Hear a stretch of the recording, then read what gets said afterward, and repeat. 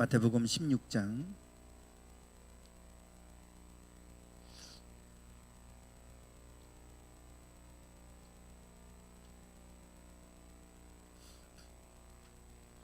마태복음 16장 15절부터 19절까지 말씀입니다.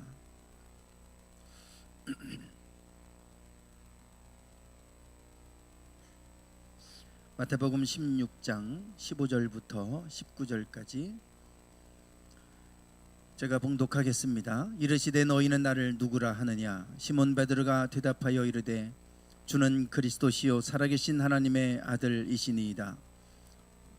예수께서 대답하여 이르시되 바요나 시몬아 내가 복이 있도다. 이를 내게 알게 하니는 혈육이 아니요 하늘에 계신 내 아버지시니라. 또 내가 내게 이르노니 너는 베드로라. 내가 이 반석 위에 내 교회를 세우리니 음부의 권세가 이기지 못하리라. 내가 천국 열쇠를 내게 주리니 내가 땅에서 무엇이든지 매면 하늘에서도 매일 것이요 내가 땅에서 무엇이든지 풀면 하늘에서도 풀리리라 하시고 아멘.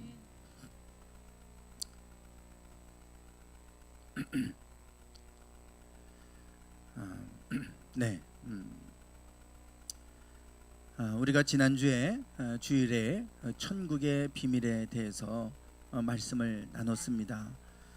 예수님께서 이 땅에 오셔서 전파하신 말씀은 천국에 관한 것입니다. 이 땅에 관한 것이 아니죠. 이 땅에서 어떻게 하면 우리가 성공적인 인생을 살 것인가에 대해서 말씀하지 않습니다. 어떻게 하면 우리가 이 땅에서 장수하며 살 것인가 이런 것을 말씀하시는 것도 아닙니다.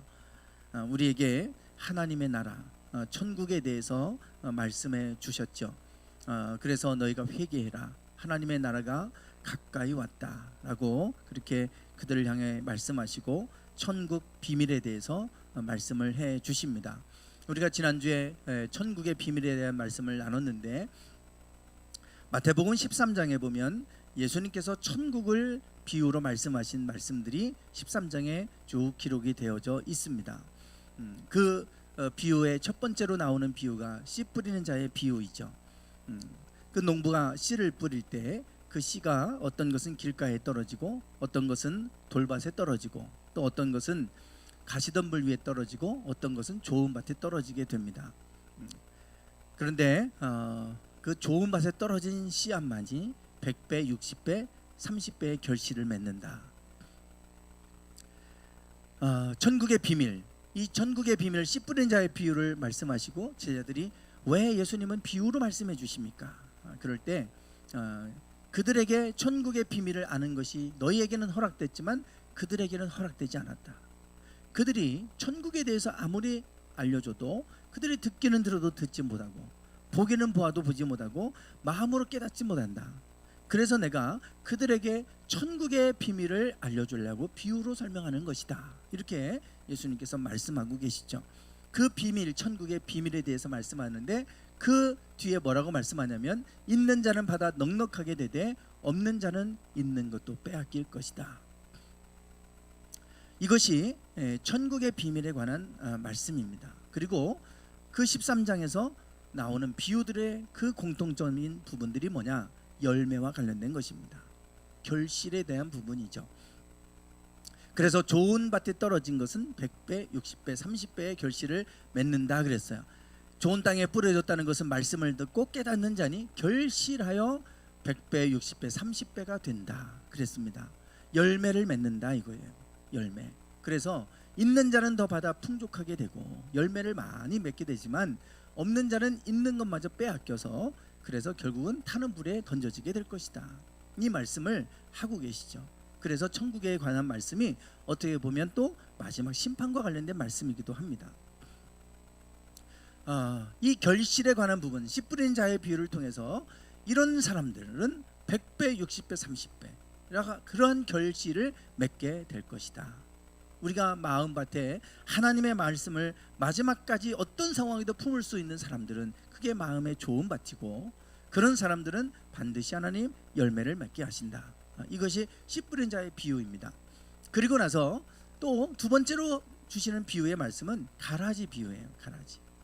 분명히 씨 뿌리는 자가 자기 땅에 좋은 씨앗을 뿌렸는데 그런데 결실할 때 보니까 가라지가 보여요.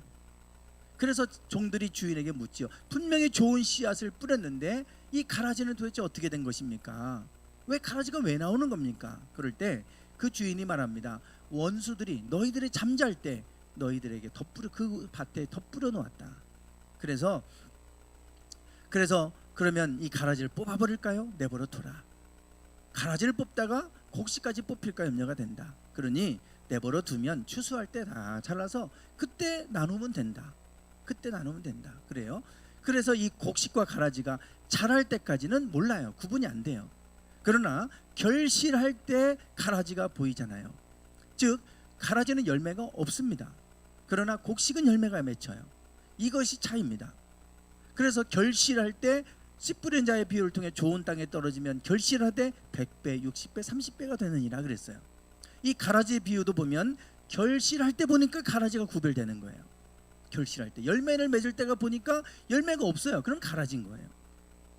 열매로 그것이 나누어집니다. 그리고 오늘 새벽에 나눈 말씀입니다. 겨자씨의 비유인데 천국은 마치 자기 밭에 갖다 심은 겨자씨 하나과 같다.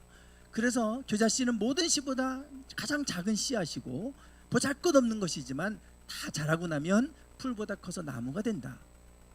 그러면 공중의 새들이 와서 그 가지에 깃들이게 된다.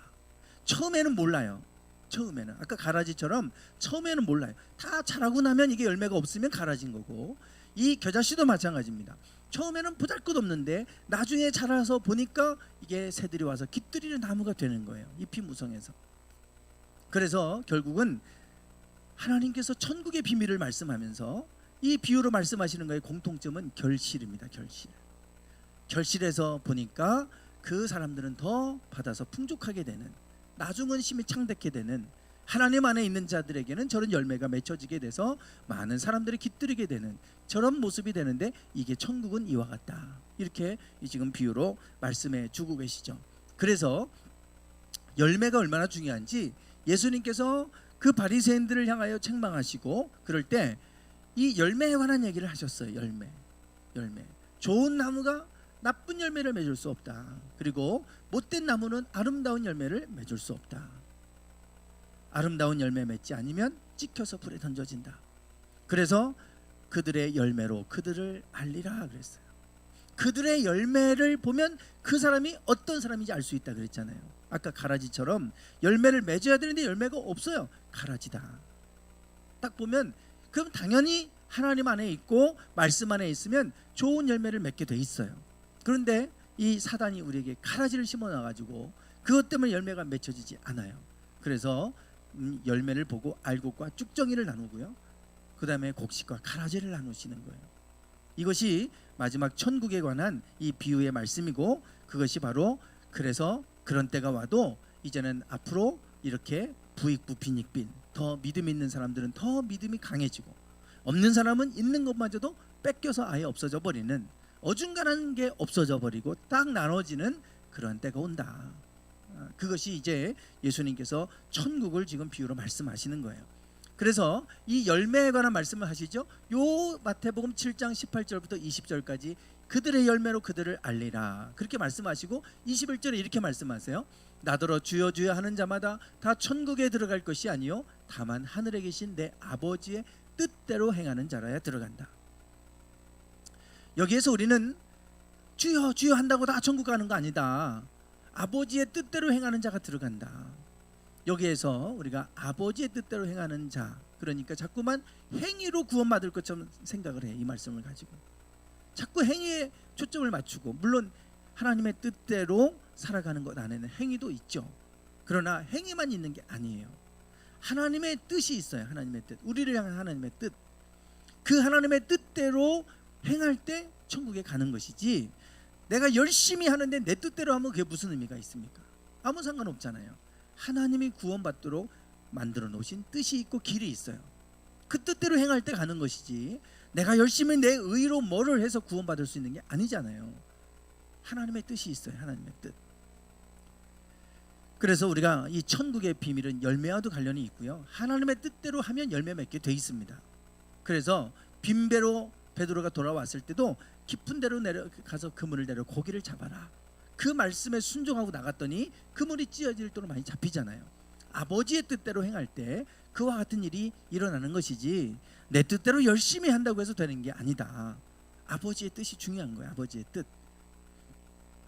오늘 그 부분을 이것에 대해서 말씀을 나누려고 합니다. 아버지의 뜻.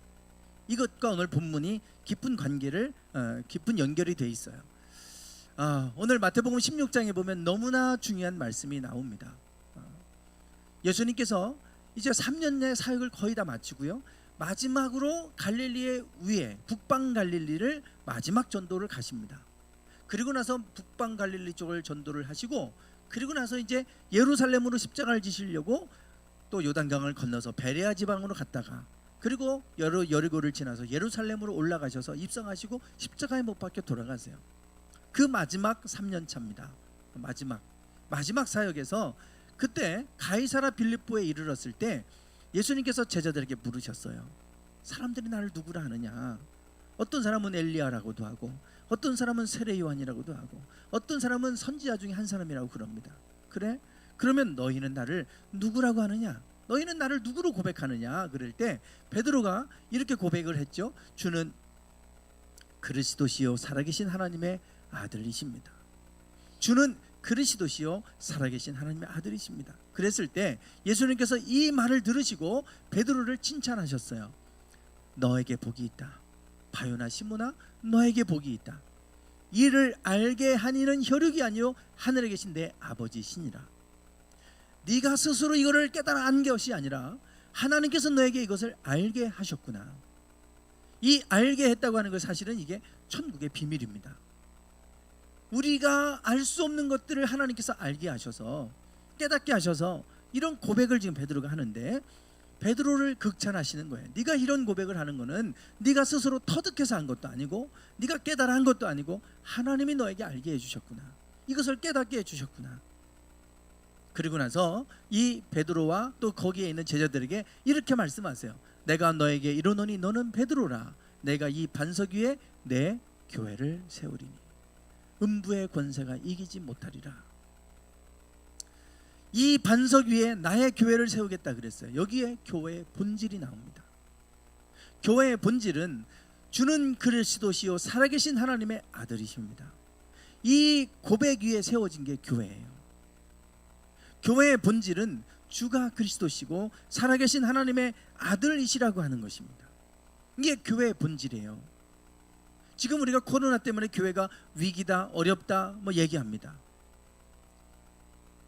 사실 이게 어려운 게 아니에요. 이게 위기가 아니에요. 정말 우리에게 위기는 교회가 예수님을 그리스도로 고백하지 못하게 하는 것이 위기예요. 왜? 교회의 본질은 여기에 세워진 건데, 이것을 무너뜨리면 더 이상 교회는 교회가 아닙니다. 교회는 회중, 무리, 공동체, 모임, 이런 뜻이에요. 주님을 그리스도시요 살아계신 하나님의 아들이라고 고백하는 자들의 모임이 교회입니다. 건물이 아니에요. 건물이 아니에요. 주님을 그리스도로 고백하는 이 공동체가 교회예요.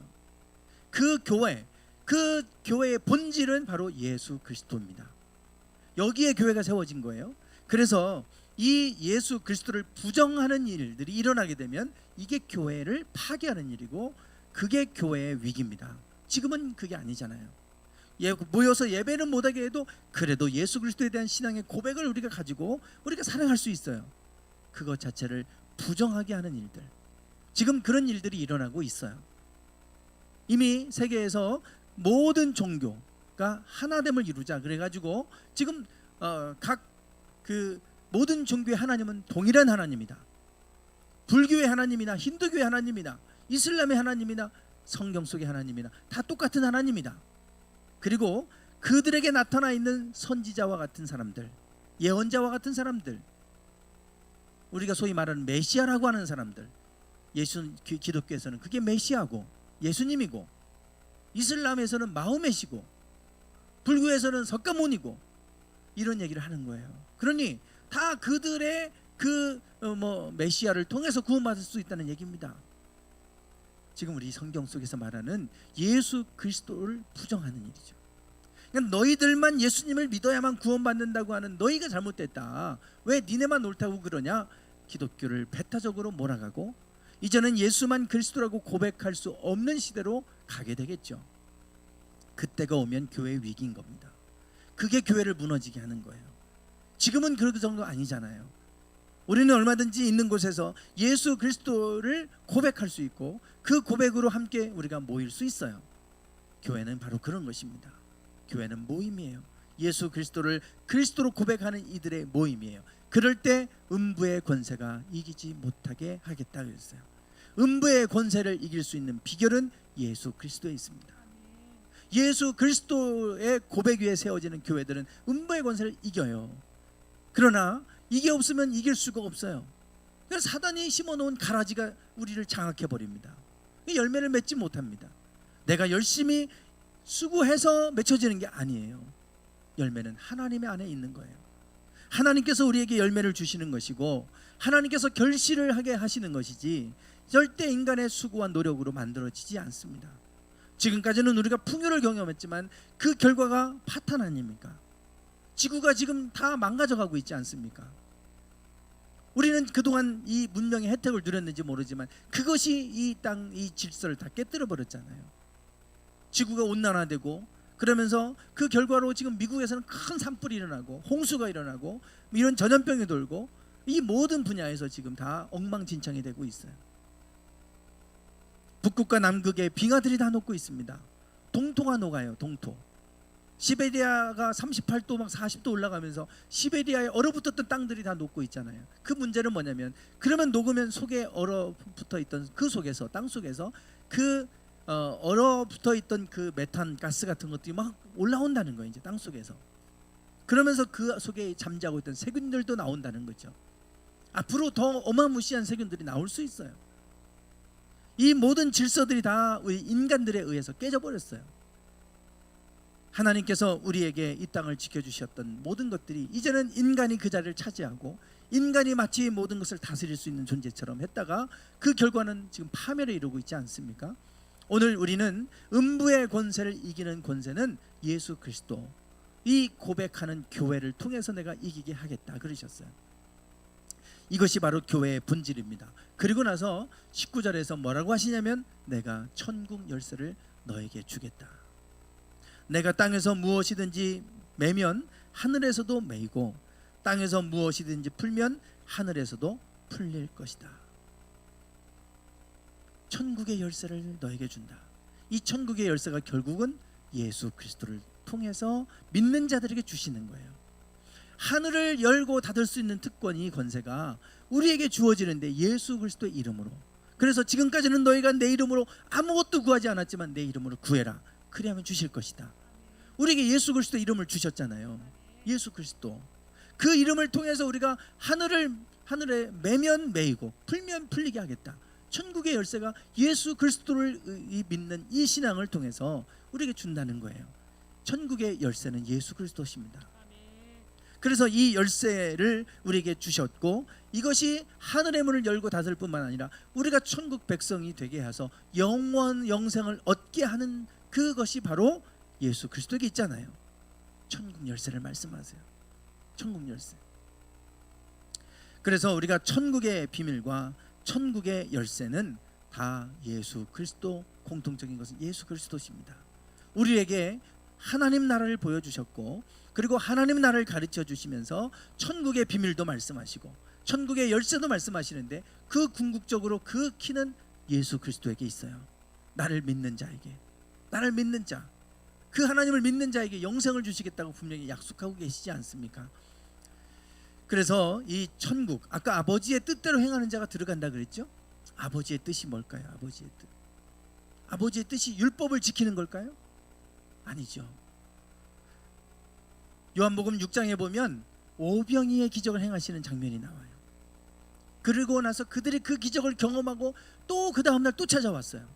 예수님께서 뭐라고 하냐면 너희가 표적을 보고 떡을 먹고 배부름으로 너희가 또 나를 찾아왔다. 썩지 않을 영생을 위해 너희가 일을 해라.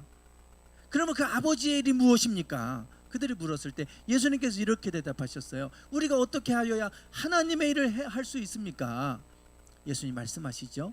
하나님께서 보내신 일을 믿는 것이 하나님의 일이다. 여러분, 하나님의 일은 우리가 자꾸 어떤 행위적인 것을 생각하지만 하나님의 보내신 아들 예수 그리스도를 믿는 거예요. 그게 아버지의 일이에요. 그래서 아버지의 뜻대로 행할 때 구원받는 것이지, 주여 주여 하고 자기 뜻대로 행하면 무슨 구원이 임하겠어요. 아버지께서 뜻하시는 바는 예수님을 이 땅에 보내서 우리 죄를 해결하시고 누구든지 예수님을 믿는 자에게 구원을 주시기로 작정하시지 않았습니까? 그게 아버지의 뜻이고 계획 아니에요? 그 뜻대로 행할 때 우리에게 구원이 있는 것이지, 우리가 자꾸만 또 율법적으로 행하고 이게 아니죠. 그러면 예수님이 뭐하러 오십니까? 율법대로 잘 지켜 살으라고 하면 되지. 그게 아니라 정말 아버지의 뜻은 우리의 죄를 우리가 사할 수 없고 우리 해결할 수 없으니 우리의 죄를 대신해서 예수 그리스도를 보내셔서 우리 죄를 위해 대신해서 십자가에 못 박혀 죽으시게 하고 우리 죄를 대속해서 죽으시고 이제는 누구든지 주님을 바라보기만 하면, 믿기만 하면 우리에게 구원을 얻을 수 있는 영생의 길을 주신 거 아니겠어요? 그게 아버지의 뜻 아닙니까? 우리가 그 뜻대로, 아버지 하나님이 뜻대로 예수님을 끝까지 붙들고 예수님을 믿으면 바로 우리에게 그 구원을 주시고, 그리고 또 하늘을 열고 닫을 수 있는 열쇠를 내가 너희들에게 준다. 그것이 바로 예수 그리스도를 그리스도로 고백하는, 하나님의 아들이시오 그리스도로 고백하는 신앙 고백 위에 교회와 교회를 세우셨고 그들에게 천국 열쇠를 주셨다라고 말씀하시는 거예요. 오늘 우리가 하나님께서 하시고자 하는 일은 교회를 통해서 음부의 권세를 떼뜨리시는 일입니다. 그런데 교회가 이제 갈수록 위기 상황 가운데 가고 있고, 교회가 자꾸만 이제 큰 어려움을 겪고 있죠. 코로나 때문에 어려움 겪고 있는 거 아닙니다. 코로나 아니어도 주일날 말씀드린 것처럼 교회는 자꾸 감소하고 있어요. 쇠락의 길을 가고 있습니다. 뭐 코로나 때문에 쇠락의 길로 가던 거 아니잖아요. 그 전부터 가고 있었고, 곧 교회들도 미국 교회들처럼 유럽 교회들처럼 될 수 있다고 얼마든지 우리가 얘기했던 거 아닙니까? 코로나가 오니까 좀 더 그게 빨라진 것 뿐이에요.